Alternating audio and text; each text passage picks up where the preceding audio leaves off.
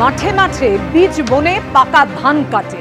এভাবেই মেহনতি মানুষকে নিয়ে 26কে পাখির চোখ করে ব্রিগেডের মঞ্চ থেকে একযোগে পদ্ম জোড়াফুল শিবিরকে নিশানা করলো বামেরা।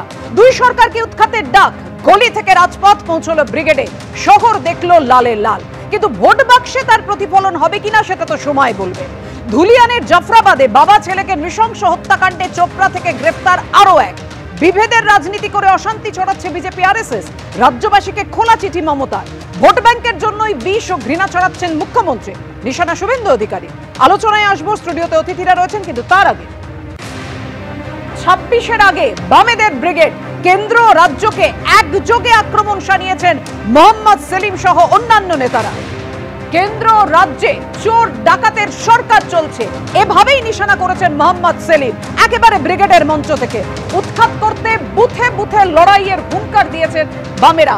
অর্থাৎ এই যে মেহনতি মানুষের ব্রিগেড ছিল, যে দাবি করছে বামেরা, যাদেরকে নিয়ে আজ ব্রিগেড, সেই ব্রিগেডের মঞ্চ থেকে ডাক বামেদের। মমতা পারেননি, দাঙ্গাবাজদের মাথা ভেঙে গুড়িয়ে দিতে হবে, হুঁশিয়ারি দিলেন মোহাম্মদ সেলিম। বেড়াল এখন বাক সাজছে, হাঁস ঝাড়ু ব্রিগেড, এভাবেই কটাক্ষ করেছেন কুণাল ঘোষ বামেদের এই ব্রিগেডকে। শান্তিবার্তার আড়ালে ভোট ব্যাংকের জন্য ঘৃণার বিষ ছড়াচ্ছেন মমতা বন্দ্যোপাধ্যায়, পাল্টা আক্রমণ করেছেন শুভেন্দু অধিকারী। অর্থাৎ মমতা বন্দ্যোপাধ্যায় গতকাল যে শান্তিবার্তা দিয়েছিলেন তাকে এভাবেই আক্রমণ শানিয়েছেন শুভেন্দু অধিকারী। শামশেরগঞ্জের দিকে নজর রাখবো। শামশেরগঞ্জে মহিলাদের নিরাপত্তা দিতে ব্যর্থ রাজ্য, অভিযোগ জাতীয় মহিলা কমিশনের। জাতীয় মহিলা কমিশন এভাবেই অভিযোগ করেছেন কেন্দ্রকে, তারা রিপোর্ট পাঠাবেন। শামশেরগঞ্জে হত্যাকাণ্ডে গ্রেফতার এলাকারই বাসিন্দা জিয়াউল শেখ, কিন্তু মাথা কি এই জিয়াউল শেখকে কে নির্দেশ দিয়েছিলেন তা নিয়ে এখনো ধোঁয়াশা। আমরা বিস্তারিতভাবে আলোচনায় আসবো, কিন্তু শুরুতেই আপনাদের সামনে রাখবো পাখির চোখ 26 বামেদের ব্রিগেড সমাবেশ, কেন্দ্র রাজ্যকে একযোগে আক্রমণ। আগে সেই ছবি রেখেছি আপনাদের সামনে।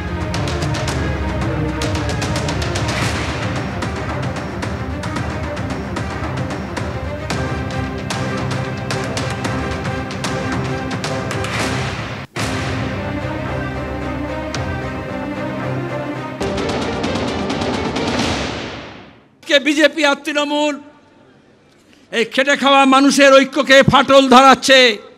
মুর্শিদাবাদে যা হলো, মালদায় যা ঘটাতে চাইল, এই রামনবমী, ঈদ, জামিয়াতুল আলবিদা, জুম্মার নামাজ, তার সঙ্গে হনুমান জয়ন্তী, আমরা দেখলাম বিধানসভার মধ্যে, লোকসভার মধ্যে, জনসভাতে, প্রেস কনফারেন্সে, টেলিভিশন চ্যানেলে বসে বিজেপি আর তৃণমূল এ বলে ঠেসে দেব, ও বলে ঠুসে দেব।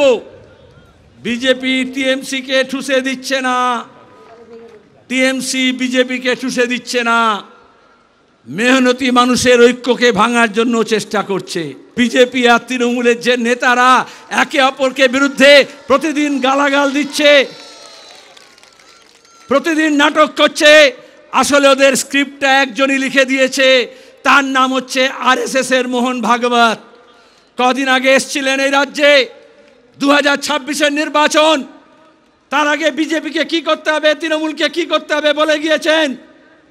মুখ্যমন্ত্রী হন ইন্ডোর স্টেডিয়ামে, আর ইমাম মসজিদের মিটিংয়ে হোক, আর ওই বিরোধী দলের নেতা যে তৃণমূলে সাজানো আছে, যে কিষাণজিকে নিয়ে এসে, মাওবাদীদের নিয়ে এসে সিদ্দিকুল্লাহর প্রতি কৃতজ্ঞ থাকবে বলে লাল ঝান্ডার মানুষকে, কমিউনিস্টদেরকে খুন করেছিল, আজকে সে মহান শাস্তি চাইছে।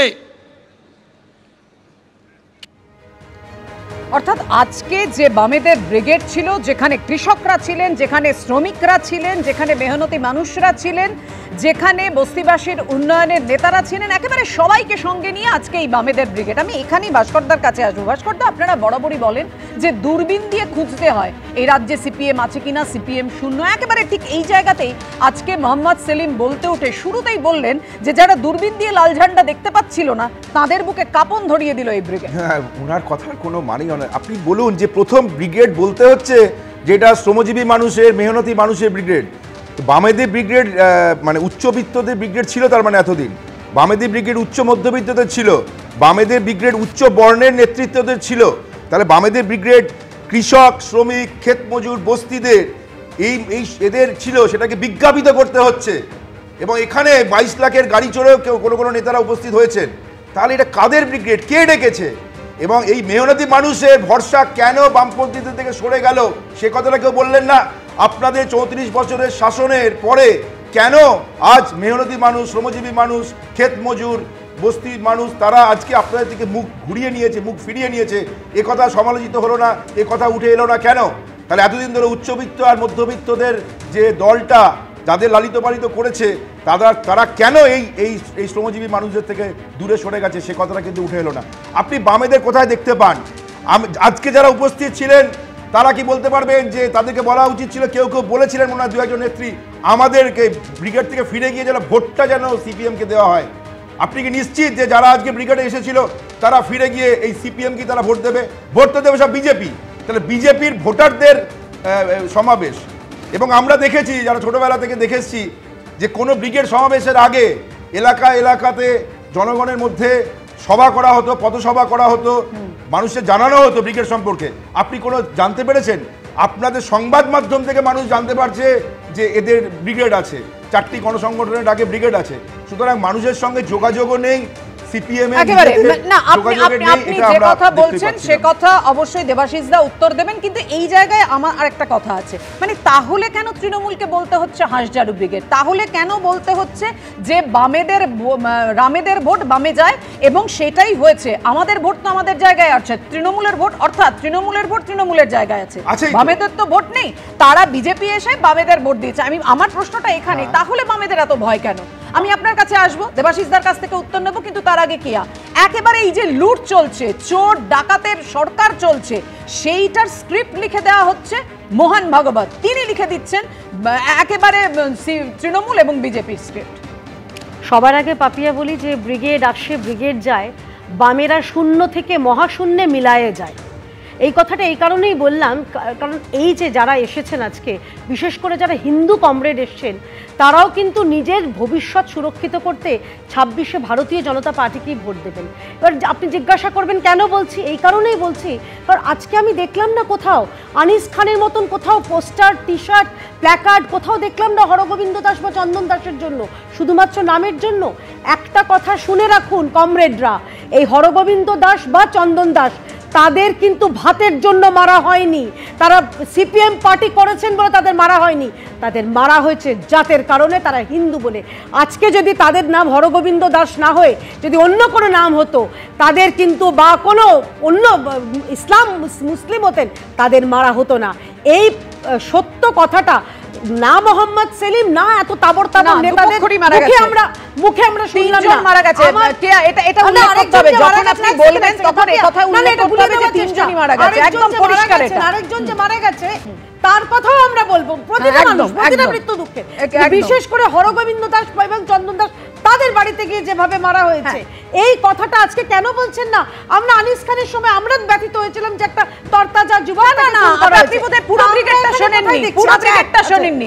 একেবারে শামশেরগঞ্জ মুর্শিদাবাদের প্রসঙ্গ উঠে এসছে এবং বিভেদের রাজনীতি করা হচ্ছে এবং পুরো আমি যে ওই যে শুরুতে আপনাকে বললাম যে পুরো স্ক্রিপ্ট লিখে দিয়েছেন মোহন ভাগবত এবং তৃণমূল বিজেপি নাটক করছে। শেষ একটা কথা বলছি পাপিয়া, আচ্ছা তৃণমূল আর বিজেপি তো খারাপ, ঠিক আছে, তৃণমূল না হয় এত খারাপ, তাহলে মোহাম্মদ সেলিম তৃণমূলে আছেন, ইন্ডি জোটে আছেন কেন? এখানে উনি একরকম কথা বলছেন, দিল্লিতে ওনার নেতারা উনিও গিয়ে সম্ভবত পুষ্পস্তবক বিনিময় করবেন, মিষ্টি হাসি বিনিময় হবে কেন? এই দ্বিচারিতাটা বাংলার মানুষের জানা দরকার যে বাম মানে দ্বিচারিতা। আর সিপিএম তো বলছি সমস্ত জায়গায় বামেরা তৃণমূলের হয় বিজেপির ভোট কেটেছে, ভোট কাটুয়ার দলেরা। অ্যাকচুয়ালি এইসব বিষয়কে অ্যাড্রেসই করব না, কারণ আজকে বামপন্থী যে আন্দোলন ব্রিগেডে উপচে পড়েছে এটা কোনো বিচ্ছিন্ন বিষয় না। কারণ যদি কেউ ব্রিগেডের আমি একটাই প্রশ্ন থাকবে, আপনি বলবেন। আমি বলছি মেহনতি মানুষের কথা, যে প্রশ্নটা ভাস্কর দাও তুললেন যে আপনারা কেনই মেহনতি মানুষদের সামনে নিয়ে এলেন, শ্রমিকদের সামনে নিয়ে এলেন, এটা একদম গুলিয়ে দেওয়ার জন্য আলোচনা। একটা জিনিস, কয়েকটা কথা খুব স্পষ্ট, এটা আমার বলার উপর নির্ভর করছে না। ব্রিগেডে রাজনৈতিক দলের সংগ্রামের যে ইতিহাস, জমায়েতের যে ইতিহাস, আজ পর্যন্ত পশ্চিমবঙ্গের জমিতে, ব্রিগেডের জমিতে বামপন্থীদের যে লড়াই আন্দোলনের নজির আছে, সেই নজির একমাত্র বামপন্থীরাই ভাঙে। আর কোনো অবস্থাতে পশ্চিমবঙ্গের মাটিতে ব্রিগেডের জমায়েতে বামপন্থী ছাড়া অন্য কোনো রাজনৈতিক দল আজ পর্যন্ত লড়াই আন্দোলনকে এই পর্যায়ে কখনো ম্যানিফেস্ট করতে পারেনি। এক, দ্বিতীয় কথা হচ্ছে যে একেবারে তত্ত্বর জায়গা ও সব গভীর জায়গায় যাব না, বামপন্থী মতাদর্শ তার চর্চা কোনো একটা, এটা তো আঞ্চলিক দল নয় অল ইন্ডিয়া নাম করে, এটা তো একটা সারা পৃথিবী জুড়ে শতকের পর শতক এই চর্চা চলছে। তার মূল দুটো জায়গা কি? শ্রমিক এবং কৃষক, একদম শ্রেণী সংগ্রাম। আলোচনার মূল বিষয়বস্তু কি? আলোচনার মূল বিষয়বস্তু হচ্ছে রুটি রোজগার। আলোচনার মূল বিষয়, এক মিনিট, আলোচনার মূল বিষয়বস্তু হচ্ছে ভাত কাপড়। তৃণমূল কংগ্রেস এবং ভারতীয় জনতা পার্টি সংগ্রামে কেন মোহাম্মদ সেলিমাকে সাথে যে আরএসএস এর স্ক্রিপ্ট লিখে দেওয়া কেন্দ্র করে আমাদের শুধু ধর্মকে সামনে রেখে, দাঙ্গা সাম্প্রদায়িকতা হাঙ্গামাকে সামনে রেখে ধর্মের ভিত্তিতে বিভাজন তৈরি করা এবং ভোট ভাগ করে দেওয়া একেবারে নিশ্চিতভাবে তৃণমূল বিজেপি করছে নজর ঘোরানোর জন্য। আপনি বলছেন মূল ইস্যুগুলো থেকে, কিন্তু আপনারা কি নজরে আসতে পারছেন? প্রশ্নটা থাকবে। কিন্তু তার আগে আপনাদের সামনে রাখবো, নিয়োগে দুর্নীতির পাহাড়, সুপ্রিম কোর্ট মুখে ঝামা ঘষে দিয়েছে। 26,000 লোকের চাকরি খেয়েছে, আরজি করে ধর্ষণ করে খুন করা হয়েছে। কলকাতা পুলিশ ও সিবিআই এক লাইনে দাঁড়িয়ে গেল। কি বলছেন মোহাম্মদ সেলিম, দেখবো। আজকে মোদি মমতার সরকার এই কাজ করার জায়গাটা ছোট করে দিচ্ছে। কোন কেন্দ্র সরকারের দপ্তরে, কোন রাজ্য সরকারের দপ্তরে নিয়োগ হচ্ছে না, নতুন কলকারখানা হচ্ছে না। আর যদি বা পুলিশে আর শিক্ষকে নিয়োগ হয়, সেখানে দুর্নীতির পাহাড়। সুপ্রিম কোর্ট পর্যন্ত আমাদের রাজ্যের মুখ্যমন্ত্রীর নাকে ঝামা ঘষে দিয়েছে। গত 2 বছর ধরে, 3 বছর ধরে তিনি যে ন্যাকামি করছিলেন আজকে মানুষ বুঝতে পারছে। 26,000 জনের চাকরি গিয়েছে। আমরা দেখেছি মেডিকেল কলেজে আরজি করে ওই পিজিটির কিভাবে নৃশংসভাবে খুন হলো, ধর্ষণ হলো। লাখ লাখ মানুষ, বিশেষত মহিলারা, তরুণ প্রজন্মের ছেলে মেয়েরা নামলো রাজ্য জুড়ে। ইনসাফ চাই, বিচার চাই। আর কেন্দ্র রাজ্য সরকার উভয় মিলে ঠিক করলো, কলকাতা পুলিশ আর সিবিআই এক লাইনে দাঁড়িয়ে গেল, বললো আইনে বিচার হবে না, লাইনে চলবে।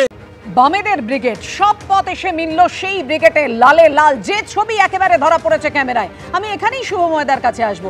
শুভময়দা, একটা বিষয় দেখুন, আজকের ব্রিগেড থেকে পরপর যদি নেতাদের বক্তব্যগুলো একটা একটা করে সামনে রাখি, খেটে খাওয়া মানুষের ব্রিগেড।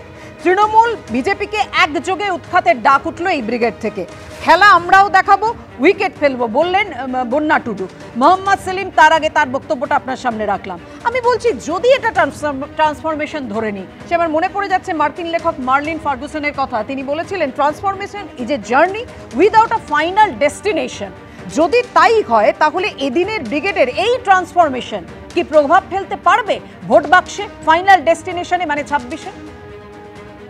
দেখুন, বামপন্থীদের যে থিওরি আর কি, সেটা মূলত হচ্ছে বিকল্পের সন্ধানে লড়াই। এবং সত্যি তো ভাস্করবাবু একটু আগে যে প্রশ্ন তুললেন, তাহলে কি গরিব মেহনতি পিছিয়ে পড়া মানুষ থেকে বামপন্থীরা কতটা দূরে সরে গেছে? এবং সেইখানে বলতে হবে আজকে মঞ্চে নিরাপদ সর্দার এবং বন্যা টুডুর উজ্জ্বল উপস্থিতি এবং তারা যে ধরনের বক্তব্য রাখলেন, তাতে একটা বিষয় পরিষ্কার যে বামপন্থীরা হয়তো তাদের যে শহুরে মধ্যবিত্ত গায়ের যে চকচকে জামাটা, সেই জামাটা বাদ দিয়ে তাদের সুযোগ দিচ্ছেন। এবং এই ব্যবসা গরমের মধ্যে একটা গণতান্ত্রিক পরিষদ তো বটেই, ব্রিগেডে সেই লক্ষ্যকণ্ঠে গীতা পাঠ হোক, তৃণমূল সেখানে সভা করুক, সব ক্ষেত্রে ব্রিগেড তো একটা সর্বদলীয় গণতন্ত্রের জায়গা, যেখানে এক ভাবনার মানুষ একসঙ্গে গিয়ে সোচ্চার হন আর কি। এবার সেই জায়গায় দাঁড়িয়ে আজকে যে বামপন্থীদের মিছিল, সেখান থেকে বারবার যে প্রশ্নটা উঠে আসবে যে তারা মেহনতি মানুষের কাছে কতটা পৌঁছতে পারলেন। নির্বাচনের সঙ্গে এটা কোরিলেট করা ঠিক নয়, কারণ আমরা বহু বছর ধরে দেখেছি মমতা বন্দ্যোপাধ্যায়ের মিটিং মিছিলে প্রচুর ভিড়, ক্ষমতায় আসতে অনেকটা দেরি হয়েছে। সুতরাং সেই কথাটা বাদ দিয়েও যেটা বলতে হবে, আজকে কিন্তু বিশেষ করে নিরাপদ সর্দার এবং বন্যা টুডুর যে উপস্থিতি, এটা কিন্তু একটা আমার মনে হয় নতুন ধরনের একটা মাত্রা দিল। একই সঙ্গে দু একটা জিনিস বলতে হয়, সেটা হচ্ছে ধরুন বামপন্থীদের মধ্যে নেতা বা নেত্রী হিসেবে যারা সামনে উঠে আসবেন, তাদের যে কন্টিনিউয়াস মানুষের সামনে তাদের প্রেজেন্ট করা, যেমন একেবারেই উদাহরণ হিসেবে বারবার প্রশ্ন উঠবে যে আজকে মীনাক্ষী মুখোপাধ্যায়কে কেন মঞ্চে একেবারেই দেখা গেল না। অর্থাৎ আজকে যে বন্যা টুডু অসাধারণ একটা বক্তব্য রাখলেন, গত বেশ আমরা যারা রাজনীতি অনুসরণ করি তারা জানি তিনি ভালো বলছেন, আবার হয়তো আগামী কিছুদিন পর দেখা যাবে যে তিনি আর এই অনুশীলনের মধ্যে নেই, তিনি কোথাও একটা চলে গেলেন, তার মুখ আর দেখা যাচ্ছে না। এই জায়গাটা কিন্তু বামপন্থীদের মাথায় রাখতে হবে। মোটের ওপর একটা বিরোধী রাজনৈতিক দল একটা সভা করেছেন, তাদের নিজের ক্ষমতায় জোর করে মানুষ আনেন, একেবারে তার প্রতিফলন পড়ে কিনা অবশ্যই সেটা সময় বলবে। ফিরে আসছে একটা ছোট্ট বিরতির পর, সঙ্গে থাকুন।